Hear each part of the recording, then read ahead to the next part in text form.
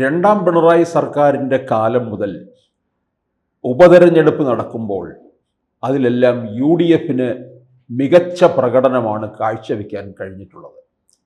തൃക്കാക്കരയിലും പുതുപ്പള്ളിയിലും പാലക്കാടും ഒടുവിൽ വന്നിട്ട് നിലമ്പൂരിലും, പാലക്കാടിനോടൊപ്പം നടന്ന ചേലക്കരയിലും കോൺഗ്രസ്സിന് അവരുടെ വോട്ട് വിഹിതം വർദ്ധിപ്പിക്കാൻ കഴിഞ്ഞു എന്നുള്ളതാണ്.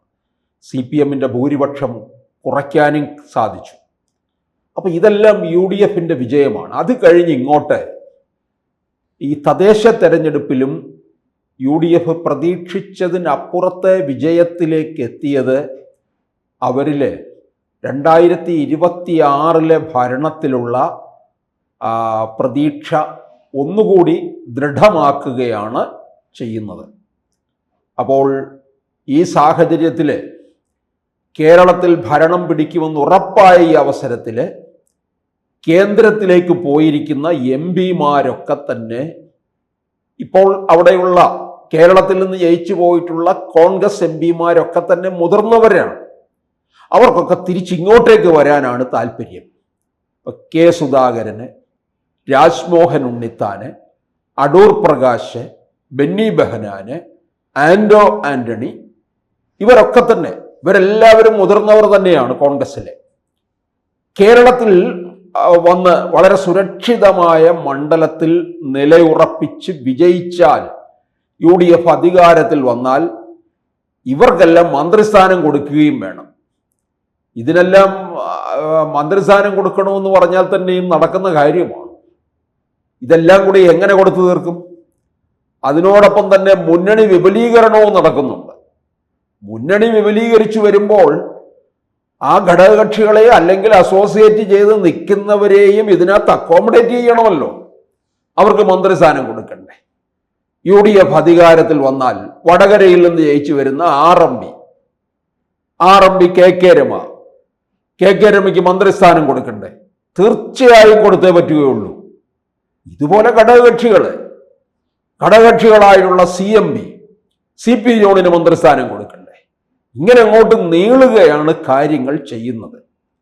ഈ അവസരത്തിലാണ് ഈ കോൺഗ്രസ് MPമാർക്ക് തിരിച്ചിങ്ങോട്ടേക്ക് വരാനുള്ള വലിയൊരു താല്പര്യം. അതെന്തുകൊണ്ടാണെന്ന് നമുക്ക് കൃത്യമായി അറിയാം. ഇനി കേന്ദ്രത്തിൽ അവിടെ നിന്നിട്ട് യാതൊരു കാര്യവുമില്ല. അവിടെ നിന്ന് വെറുതെ മഴയും വെയിലും കൊള്ളാവുന്നതേ ഉള്ളൂ. ഇടയ്ക്കിടയ്ക്ക് പാർലമെൻറ്റിൻ്റെ മുറ്റത്ത് വന്ന് ഒരു പ്ലക്കാർഡും പിടിച്ച് ഇവിടുത്തെ ഈ A. റഹീമും ജോൺ ബ്രിട്ടാസിൻ്റെയും തോളി കൈയിട്ട് നിൽക്കാവുന്ന മാത്രമേ ഉള്ളൂ. അല്ലാതെ ഒരു കാര്യവുമില്ലെന്നുള്ളതാണ്. ഇത് ഇവർക്ക് നന്നായിട്ടറിയാം. ഇനിയും ഒരു ദീർഘകാലത്തേക്ക് അങ്ങോട്ടേക്ക് എത്തി നോക്കണ്ട എന്ന് കൃത്യമായിട്ടറിയാം. പിന്നെ രാഹുൽ ഗാന്ധി ഭാവി പ്രധാനമന്ത്രി എന്നൊക്കെ പറഞ്ഞിങ്ങനെ നടക്കും. അത് നടക്കട്ടെ. നെഹ്റു കുടുംബത്തിൽ ജനിച്ചു വളരുന്നത് കൊണ്ട് അല്ലലില്ലാതെ ഇങ്ങനെ സുഖമായിട്ട് അറുമാദിച്ച് കഴിയാനും വിദേശ രാജ്യങ്ങളിൽ പോയി അറുമാദിക്കാനും ഒക്കെ അദ്ദേഹത്തിന് കഴിയും. പക്ഷേ ഈ കോൺഗ്രസ്സുകാർക്കൊക്കെ തന്നെ, ഈ രാജ്മോഹൻ ഉണ്ണിത്താനും ഇവർക്കൊക്കെ തന്നെ ഇവിടെ കേരളത്തിലൊക്കെ എന്തെങ്കിലും ഒരു നിലയുറപ്പിച്ചെങ്കിൽ മാത്രമേ ശിഷ്ടകാലം നന്നായിട്ട് പോകാൻ കഴിയുകയുള്ളൂ എന്ന് മനസ്സിലാക്കുന്നത് കൊണ്ടാണ് ഇവർ കേരളത്തിലേക്ക് മടങ്ങി വരാൻ പോകുന്നത്. വളരെ മുന്നേ തന്നെ ഇവരെല്ലാം ഇങ്ങനെ ഒരു തീരുമാനമെടുത്തു. അത് അതിശക്തമായിട്ട് വന്നപ്പോൾ ഹൈക്കമാൻഡ് കയറി അതിന് തടയിട്ടു. ഹൈക്കമാൻഡ് എന്ന് പറഞ്ഞാൽ ഇവിടുന്ന് പോയിരിക്കുന്ന ഒരു കമാൻഡ് ഉണ്ടല്ലോ, ഹൈക്കമാൻഡ്. അപ്പൊ KC വേണുഗോപാൽ നമ്മുടെ രാഹുൽ ഗാന്ധിയെ കൊണ്ട് അങ്ങ് നിർബന്ധിപ്പിച്ചു, ആരും ഒരു MPമാരും നിയമസഭയിലേക്ക് മത്സരിക്കണ്ട എന്ന്. അത് വളരെ തന്ത്രപൂർവ്വം ചെയ്തതാണ്. അതിന് പിന്നിൽ വേറെ ചില കാര്യങ്ങളുണ്ട്. അത് ഏവർക്കും അറിയാവുന്ന കാര്യവുമാണ്. KC വേണുഗോപാലും ആലപ്പുഴയിലെ MP ആണല്ലോ. ഇവിടെ ഈ മുഖ്യമന്ത്രി പദത്തിന് വേണ്ടി കലഹം നടക്കുന്ന അവസരത്തിൽ പതുക്കെ ഈ ഹൈക്കമാൻഡിനെ ഇങ്ങോട്ടേക്ക് ഭാവി പ്രധാനമന്ത്രി കെട്ടിയിറക്കും. പിന്നീട് ഏതെങ്കിലും കോൺഗ്രസ് MLA കൊണ്ട് രാജിവെപ്പിച്ചിട്ട് അവിടെ നിന്ന് മത്സരിച്ച് വിജയിക്കുകയും ചെയ്യും. അതവിടെ നിൽക്കട്ടെ. അപ്പോൾ ഈ കോൺഗ്രസ് MPമാരും ഇങ്ങോട്ടേക്ക് വരണ്ട എന്ന് അന്ന് പറഞ്ഞു. പക്ഷെ ഇപ്പോഴും ഈ കോൺഗ്രസ് എം പിമാർ ഇങ്ങോട്ടേക്ക് വരാനായിട്ട് തിടുക്കം കാട്ടിയപ്പോൾ പുതിയ ഒരു കരാർ വച്ചിരിക്കുകയാണ് ഈ ഹൈക്കമാൻഡ്. അതായത് ലോക്സഭാ മണ്ഡലം നഷ്ടപ്പെടില്ല എന്ന് ഉറപ്പ് നൽകണം. അതെങ്ങനെ ഉറപ്പ് നൽകാനോ? ജനങ്ങളുടെ കയ്യിലല്ലേ വോട്ടിരിക്കുന്നത്. ഇവർക്കെങ്ങനെ നേരത്തെ ഉറപ്പ് പറയാൻ പറ്റും? ഇനിയും അവരിവിടെ വന്ന് മത്സരിച്ച് വിജയിച്ചു കഴിഞ്ഞാൽ അത് ആ സീറ്റ് രാജിവെക്കുന്നു, അവിടെ പുതിയൊരാളെ കണ്ടെത്തണം. ആ കണ്ടെത്തുന്ന ആള് വിജയസാധ്യതയുള്ള ആൾ തന്നെ ആയിരിക്കണം. ഇതെല്ലാം ഈ നിലവിൽ അവിടെ ഉള്ള എം പിയുടെ ബാധ്യതയാണ്. അപ്പോൾ ലോക്സഭാ മണ്ഡലം നഷ്ടപ്പെടില്ല എന്ന് ഉറപ്പ് വരുത്തുക എന്ന് പറയുന്ന ഒരു പ്രധാനപ്പെട്ട കണ്ടീഷൻ അങ്ങോട്ട് മുമ്പോട്ടേക്ക് വെച്ചിരിക്കുകയാണ്. പിന്നെ സ്ഥാനാർത്ഥി നിർണയം അടുത്ത തവണ ആ ഉപതെരഞ്ഞെടുപ്പ് നടക്കുമ്പോൾ ആ മണ്ഡലത്തിലെ സ്ഥാനാർത്ഥിയെ നിർണയിക്കുന്നതിലും പങ്കുവഹിക്കണം. കൃത്യമായിട്ടുള്ള രീതിയിലുള്ള സ്ഥാനാർത്ഥി നിർണയവും വേണം. ഇപ്പൊ നമുക്കറിയാം, പ്രധാനമായിട്ടും കേരളത്തിലേക്ക് വരാൻ ആഗ്രഹിക്കുന്നുണ്ട് അടൂർ പ്രകാശ്. കോന്നി മണ്ഡലത്തിൽ നിന്നാണ് അദ്ദേഹത്തെ പിടിച്ചുകൊണ്ടുപോയി ആറ്റിങ്ങൽ പാർലമെന്റ് മണ്ഡലത്തിൽ മത്സരിപ്പിച്ചത്.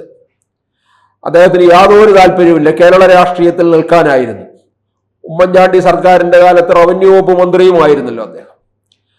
അദ്ദേഹത്തിന് നല്ല ഒരു മന്ത്രി എന്നുള്ള രീതിയിൽ നല്ല മികച്ച പ്രകടനം കാഴ്ചവെക്കാൻ കഴിഞ്ഞു. ഒരു MLA എന്നുള്ള രീതിയിൽ കോന്നി നിവാസികളുടെ ഇടയിലും വലിയ അംഗീകാരം നേടിയിട്ടുള്ള ആളാണ് അടൂർ പ്രകാശ്. 2024 ലോക്സഭയിലേക്ക് മത്സരിക്കുന്നില്ല എന്ന് പറഞ്ഞ് മടിയോടുകൂടിയാണ് നിന്നത്. ജനം ഒട്ട് വിട്ടുകൊടുത്തുമില്ല, അദ്ദേഹത്തെ തന്നെ വിജയിപ്പിക്കുകയും ചെയ്തു. ഹൈക്കമാൻഡ് ഇപ്പോൾ പറയുന്നത് പാർലമെന്റിലേക്ക് അത് പോയവരങ്ങനെ തന്നെ നിന്നു കഴിഞ്ഞാൽ അത് ഏറെ ഗുണം ചെയ്യും എന്നാണ്. അതായത് അവർക്ക് ആ സീറ്റ് നിലനിർത്താൻ കഴിയും. ഉപതെരഞ്ഞെടുപ്പിലൂടെ എങ്ങാനും അത് നഷ്ടപ്പെട്ടു കഴിഞ്ഞാൽ അത് വലിയ പാർട്ടിക്ക് വലിയ ദേശീയ തലത്തിൽ വലിയ പ്രഹരമായിരിക്കും എന്നാണ് കണക്ക് കൂട്ടുന്നത്. അതുപോലെ തന്നെ കെ സുധാകരന് കാസർഗോഡ് ജില്ലയിലെ ഉദുമയോ അല്ലെന്നുണ്ടെങ്കിൽ കണ്ണൂർ ജില്ലയിലെ ഏതെങ്കിലും സുരക്ഷിതമായ മണ്ഡലത്തിലോ ആണ് മത്സരിക്കാൻ ആഗ്രഹിക്കുന്നത്. ഈ ഉദുമ മണ്ഡലം രാജ്മോഹൻ ഉണ്ണിത്താനും നോക്കി വെച്ചിട്ടുള്ളതാണ്. രാജ്മോഹൻ ഉണ്ണിത്താന് ഒരു കാലത്തും കേരളത്തിൽ ഒരിടത്തു നിന്നും ജയിക്കാത്ത ആളാണ്. 2019 കാസർഗോഡ് പോയി നിന്നത്. അന്ന് കോൺഗ്രസിന്റെ ഒരു വലിയൊരു തരംഗത്തിലൂടെ അങ്ങ് രക്ഷപ്പെടുകയാണ് ചെയ്തത്. പിന്നെ ഈ രാജ്മോഹൻ ഉണ്ണിത്താൻ കാസർഗോഡ് നിന്ന് പിന്നെ മറ്റെങ്ങോട്ടേക്കും വണ്ടി കയറിയിട്ടില്ല. പിന്നെ പോകുന്നത് മുഴുവൻ ഡൽഹിക്ക് മാത്രമേ ഉള്ളൂ. അപ്പൊ കാസർഗോഡ് കേന്ദ്രീകരിച്ച് അദ്ദേഹം നിന്നു. അതുകൊണ്ട് അതിന്റെ ഗുണം 24 കിട്ടി എന്നുള്ളതാണ്. അപ്പോൾ ഇപ്പൊ ആർത്തി മൂത്ത് നിൽക്കുകയാണ് കേരളത്തിലെ മന്ത്രി കൂടിയായാൽ നന്നായിരിക്കും എന്നുള്ളത്. അതും കാസർഗോഡ് ജില്ലയിലെ ഏതെങ്കിലും സുരക്ഷിതമായ ഒരു മണ്ഡലത്തിൽ നിന്ന് കയറി വരാൻ വേണ്ടിയാണ് ആഗ്രഹിക്കുന്നത്. ഇതുപോലെ അത്യാർത്തി പൂണ്ട ഒരാൾ കോൺഗ്രസിനകത്തുണ്ട്. അത് കൊടിക്കുന്നിൽ സുരേഷാണ്. 8-9 തവണയായി പാർലമെന്റിലേക്ക് മത്സരിച്ച് വിജയിച്ചുകൊണ്ടിരിക്കുകയാണ്. ഒരു കാലത്തും ആർക്കു വേണ്ടിയും മാറിക്കൊടുക്കാത്ത കൊടിക്കുന്നിൽ സുരേഷ് മാവേലിക്കര മണ്ഡലത്തിൽ നിന്ന് കേരള നിയമസഭയിൽ എത്താനും എത്തിക്കഴിഞ്ഞാൽ മന്ത്രിയാകാനും വിലപേശുന്നതിൽ അതിസമർത്ഥനാണ് കൊടിക്കുന്നിൽ സുരേഷ്. അതും പല രീതിയിൽ. ഒടുവിൽ ജാതിക്കാട് തന്നെ എടുത്ത് കളിച്ചുകൊണ്ടായിരിക്കും വിലപേശൽ നടത്തുക. ഇത് പലയിടങ്ങളിലും നടത്തിയിട്ടുള്ളതുമാണ്. ഇതറിയാവുന്നത് കൊണ്ട് തന്നെയാണ് ഹൈക്കമാൻഡ് ഒക്കെ തന്നെ ചില കാര്യങ്ങൾ ചിലരെ വെട്ടിവീഴ്ത്തുന്നതും. അപ്പൊ എന്തായാലും ഇങ്ങനെ ചിലര് മുന്നോട്ട് വന്നിരിക്കുകയാണ്. അതുപോലെ ഷാഫി പറമ്പിലിനും കേരള രാഷ്ട്രീയത്തിലേക്ക് മടങ്ങി വരാനാണ് താല്പര്യം. ഷാഫി ആദ്യം 2021 പാലക്കാട് നിന്നാണല്ലോ ജയിച്ചു വരുന്നത്. 24 ലോക്സഭാ തെരഞ്ഞെടുപ്പിനാണ് വടകരയിലേക്ക് കൊണ്ടുപോകുന്നത്. അപ്പോൾ അവിടെ പാലക്കാട് ഇപ്പോൾ രാഹുൽ മാങ്കൂട്ടമാണ് നിലവിലെ MLA ഉപതെരഞ്ഞെടുപ്പിലൂടെ. ഒരുപക്ഷെ രാഹുൽ മാങ്കൂട്ടത്തിന് സീറ്റ് കൊടുത്തില്ല എങ്കിൽ അവിടെ ഷാഫി പറമ്പിൽ തന്നെ മത്സരിക്കാനുള്ള സാധ്യത കൈവരിക്കും. അത് കാരണം പാലക്കാട് BJP ഉന്നം വെച്ചിട്ടുള്ള മണ്ഡലമാണ്. അത് നഷ്ടപ്പെടാൻ പാടില്ല എന്നുള്ളത് കോൺഗ്രസ് നേതൃത്വം ആഗ്രഹിക്കുന്നുണ്ട്. അതുകൊണ്ട് ഷാഫി പറമ്പിലിനെ അതാണ് ചിലയിടങ്ങളിൽ വിട്ടുവീഴ്ചയ്ക്ക് തയ്യാറായി ചില കോൺഗ്രസ് MPമാരെ ഇങ്ങോട്ടേക്ക് കൊണ്ടുവരേണ്ടി വരും. ഇപ്പൊ അടൂർ പ്രകാശ് തന്നെ. അടൂർ പ്രകാശ് UDFന്റെ കൺവീനർ കൂടിയാണ്. സംസ്ഥാന രാഷ്ട്രീയത്തിൽ ഏറ്റവും തിളക്കമാർന്ന വിജയം കാഴ്ചവെക്കാൻ കഴിവുള്ള ഒരു കോൺഗ്രസ് നേതാവാണ് അടൂർ പ്രകാശ്. അത് പാർലമെന്റിലേക്ക് വിട്ടത് തന്നെ കോൺഗ്രസിന്റെ ഒരു കഴിവുകെട്ട ഏർപ്പാടാണ്. കോൺഗ്രസ് അത് ഇങ്ങനെയുള്ളവരെ തകർക്കാൻ വേണ്ടി ചെയ്തതാണ്. ഇപ്പൊ കെ മുരളീധരനെ വട്ടിയൂർക്കാവിൽ നിന്ന് വടകരയ്ക്ക് കൊണ്ടുപോയി തെക്ക് വടക്ക് ഓടിച്ചില്ലേ? അപ്പോൾ ഇതൊക്കെ തകർക്കാൻ വേണ്ടി തന്നെയാണ്. അപ്പോൾ എന്തായാലും ചില ഉപാധികളോടുകൂടി ഒരുപക്ഷെ ഈ MP-മാര് കേരള നിയമസഭയിലേക്ക് മത്സരിച്ചു കഴിഞ്ഞ് എല്ലാവരും കൂടെ വിജയിച്ച് കയറി വന്നാൽ എല്ലാവർക്കും കൂടി മന്ത്രിസ്ഥാനം കൊടുക്കാനും കഴിയാതെ വരും എന്നുള്ളതും അറിഞ്ഞിരിക്കേണ്ട കാര്യമാണ്. കൂടുതൽ വാർത്തകളും വിശേഷങ്ങളും നിങ്ങളിലേക്ക് എത്താൻ ABC മലയാളം സബ്സ്ക്രൈബ് ചെയ്യുക, ബെൽ ബട്ടണും അമർത്തുക.